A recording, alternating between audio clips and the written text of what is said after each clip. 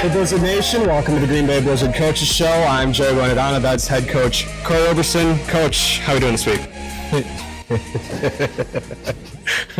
I'm well. Obviously, a tough loss last week to Bismarck. Jump right into it, falling to 3-4. The final score 50-29. Just kind of, you're halfway through the season now. How do you bounce back from a loss like that? We still.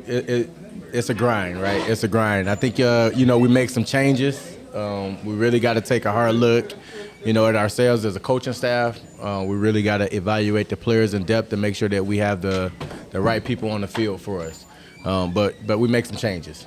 Changes have to be made, and as of right now, we had a couple of practices this week already, and, we have a good locker room atmosphere. High energy, a lot of good things happening after the changes that we've made, and, I couldn't be happy with the way practice have been going this week. So, again, halfway point of the season, kind of going down the stretch, 3-4 right now, but still a good shot as you go into the second half of the season. You would say that even though a bad loss last week, but the chemistry and morale still growing. Absolutely, the morale is there. Like I said, happier. I couldn't be happier with the way the team has responded this week. Of course, we getting at it a little bit, and the young man has responded well. So we start with Keyshawn Taylor. He was our player of the week this week with 3 receptions, 57 yards, and 2 touchdowns. Keyshawn's been around this squad. He was there in 2019. Just talk about Keyshawn and how he's really been a big part of the receivers room and being a reliable target in his years here in Green Bay.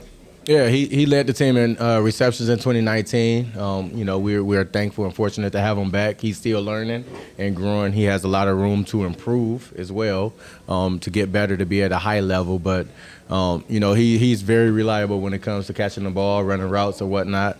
So we just still working with him to put the complete game together. But good for the young man. 3 catches, 2 touchdowns. We just got to produce a little bit more. But, Keyshawn has been a bright spot for us the past year and a half. Another part of that receiving game, or the passing game, Brooke Bowles came off the bench. Backup quarterback, went 4 for 5, 67 yards and 2 touchdowns with a long of 33. That one to Keyshawn Taylor. Just talk about how it really meant for him to come off the bench and make those big plays down the later parts of the game there in the fourth quarter. Oh, that was, I believe, a good booster for his confidence to come in. He looked very natural when he was out there on the field for the 4 or 5 plays or whatnot. He's a quarterback. That's what he do. So there's I have no qualms with him coming out to produce whenever his number is called. So the same thing we kind of talked about early in the season, Brooke, is a young quarterback, his first time playing indoor, came from the D2 ranks, I believe. Mm-hmm. Just kind of talk about the adjustment still. He got some snaps under his belt there at the end of the game, but what does that mean in terms of his development? Well, we talked about it. We spoke this past weekend, and I asked him how he felt and how was the flow of the game, and he felt as though practice was a lot faster than the game.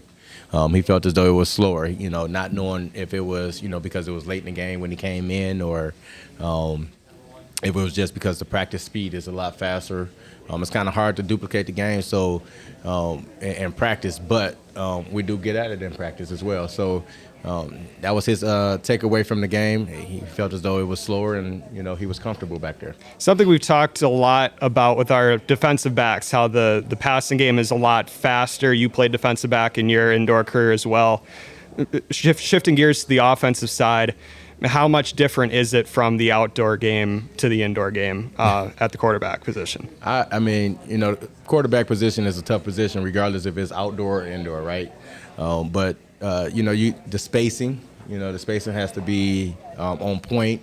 You have the walls. You can't go wider than what the walls allow, which is 32 yards, I believe, 30, 31. But the timing, the high motion guys, you got to get the timing right. So there's a lot of other things that goes into play as far as timing, spacing, and being precise with the ball. I mean, we had a couple of plays where as though we was late on the throw this past game, whereas though by the time the ball got there, we overthrown the receiver. We threw 2 balls out of bounds, right? Over the wall. So the timing is everything in this game. And then, seeing it, believe it, make it happen. Make the throw. So continuing to talk about the offense, first half of the season is done. For the first 7 games, what do you like about this offense? What would you like to see more of? Just kind of goals to set for the second half of the season for the offense. What I like about the offense is the potential to be great. We have the potential to do some great things. What I would like to see is more consistency. That's been our theme all year. I've yet to see a complete game from the football team, and that starts and stops with me, right? It starts with me. But as far as the offense, we would like to see more consistency. Guys stepping up, making plays, being consistent, and that's just the mental aspect of the game. With a young team is doing things right all the time. And going to the other side of the ball, the defensive side, again, we've really been talking about the secondary, how it's a young group, getting adjusted to the indoor game. But one guy who was around in 2019, Bakari Triggs, made his second interception of the season. We kind of talked about a couple weeks ago about how Bakari's interception numbers, they're not the high numbers that they were obviously before he had the 2 in the last 2 games. But talk about Bakari and how he's been a real pillar of this squad in your time as a head coach here in 2019 and now in 2021. Yeah, 2019, he was a young rookie, right? He won Defensive Rookie of the Year. And he's been every bit of advertised coming back. Why he's the reigning Defensive Rookie of the Year from 2019. He's more of a vocal leader this year, which is awesome. To see him speak up and speak out to the team and take on that. All the DBs, which is all rookies, first-year guys. Besides, not him, including him, but them guys have been rallying behind him, leaning on him. He's been the ultimate leader, and to see him now stepping into the leadership role of the entire team has been great. It's been something special to watch, and it's only going to get better from here. And to talk about, again, first half, second half, what have you liked about the defense in the first half of the season? What would you like to see more out of going into the second half? All right, there's a lot of good things that I like about the defense. Besides that, I coach that side of the ball, right? No, the guys is no quit. They continue to fight. They continue to fight hard. They play to the end, to the last play. There's been some games, even talking about this last game, the game was out of reach and late in the game, and they didn't stop. They didn't stop fighting, So that shows true character. That shows true the competitive nature that they have in them, and you couldn't ask for more than that. Besides executing and finishing the play, at a high level. So, we got some things that we could work on that side of the ball as well. Clearly we 3-4, averaging 40 points. We're giving up 40 points, maybe 41 or 42 now. After that last game, but we always can improve. We want to get down to that 30-something points. No more than 5 touchdowns a game given up. We averaging 6 or 7 right now, something like that. So yeah. So to go to the third part of the game, offense, defense, special teams. Trey Saunders. Continuing, even though the fumble to start the game, he had a very good rest of the game. 6 returns for 134 yards. Also made some plays in the receiving game, leading the team in receptions with 4. One of those being a touchdown. Talk about the multifaceted nature of Trey Saunders here in the first half of the year. So Trey is an interesting kid, right? We signed him back in the winter of 2018, going into our 2019 season. He then had the opportunity to move up in some levels, and he took advantage of that. He ended up having some injuries. We stayed in contact throughout that whole process, and when the opportunity knocked, he came and signed with us. So we're very fortunate to have Trey with us this year.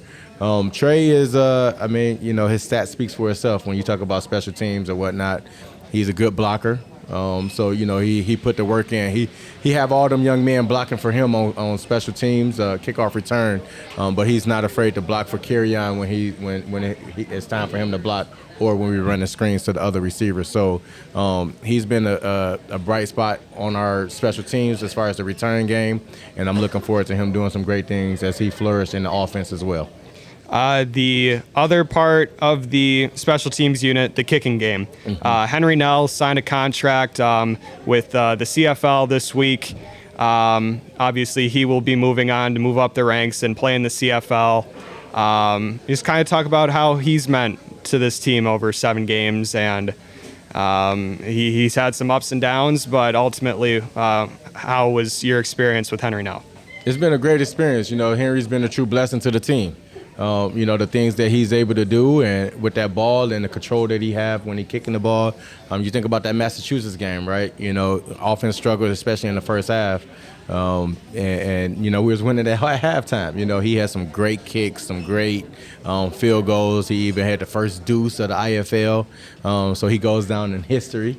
So very rewarding for him to be picked up and drafted in the CFL draft. Good for that young man, and we wish him nothing but the best as he moved forward. Unfortunately, he was expecting to play in this game, and they had to expedite his quarantine process. So he has to start quarantining on game day. With that being said, we are able to bring back Jeff Brazine. He was IFL, all IFL in 2015 for us. So he's coming back to kick for us these next 2 games for sure. Right down the road, down in the Milwaukee-Hartford area, and he is the all-time percentage place kicker in Big Ten history. So he has the highest percentage in the history of the Big Ten. So, we're bringing in a top-notch kicker as well, to replace him. So we only get him for a couple of games, which is still, I take that. We'll take that. But Jeff Brazine is coming on to help us get through the next couple of games. So overall, special teams on the direction of Coach Parker. Same thing with the offensive defense. What have you liked out of that unit? What do you expect to see more out of going in the second half? Just like with everything, right? Offense, defense. We have some things to work on special teams. Coach Parker has done a great job motivating them young men to be the best that they can be at that unit, and we appreciate what he's been doing. But we always could do more, right? And he's hard on himself. He's hard on the guy. He's not hard on the guys. I think he need to probably take it to another level. No, he's been doing a fantastic job. But the young men, they have to respond. They got to meet him halfway as well. So I think that's the next step is getting the best out of our young men. I think so far we've been doing a great job, and I don't want to jinx us, especially with our kickoff team.